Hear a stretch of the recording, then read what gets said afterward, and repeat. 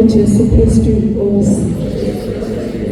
Ngiyabingelela uPastor Sibande, ngibingelela ubaba uPastor Sibande, abafundisi bonke, omama, obaba, intombi, insizwa nabancane nabekhona egameni lenkosi yethu Jesu Kristu. Haleluya. Ngibingelela MC wethu. Haleluya. Siyambonga uNkulunkulu igama lami uthembile wabambolayo phuma endaweni yaseMafakatini ngaphansi kwamamuzonke komfundisikazi uZoni ebranchini yaseMafakatini entabeni yendlu kaJehova. Ngiyabongelelwa. Haleluya.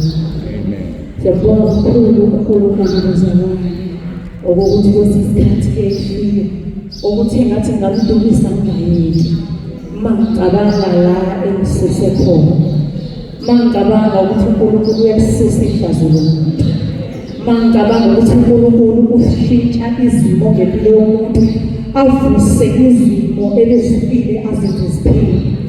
La kade kungekho khona ithemba enze kube nethemba, aqale okusha kuze kubabaze nabantu bathi ngoba uNkulunkulu wakhe ngempela wenze nje ukhona ngempela, uzuzubone na ukuthi ngiyabonga Nkosi ngoba ngabambelela kokuphela.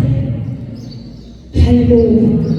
Ngiyabingelela abazalwane ngezwi elikulupha uchapter 11 verse 28 elithi izwi wathi kukhona otshela Inkosi uJesu ethi iyona ejabulela ethi ngiyambongela noma ubusisiwe lo wamabela akucelisayo.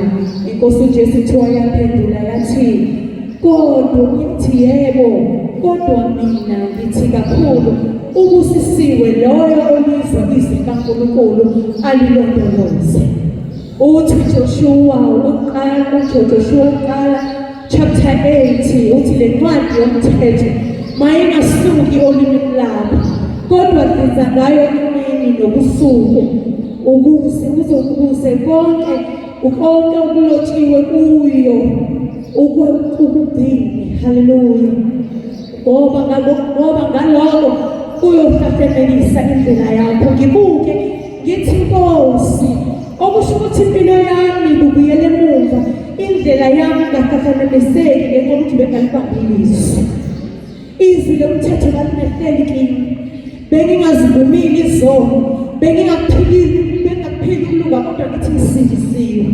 Bengingalondolozile izwi, bengingadlizi ngalo incwadi yomthetho, ngingaphili kimi, kodwa mina ngithi ngisindisiwe. Kodwa yalenda yaphila kimi, ungisizile ngahlangana nomsiba, yalenda yaphila kimi, washintsha impilo. Ngoba ushilo vele ezwini wathi wawulenza izwi iyokuhlafenelisa indlela yakho. Ngoba izwi masilenza impilo zethu ziyashintsha, ngoba uNkulunkulu uyagcina futhi uyalifeza izwi lakhe. uJesu Kristu inkosi.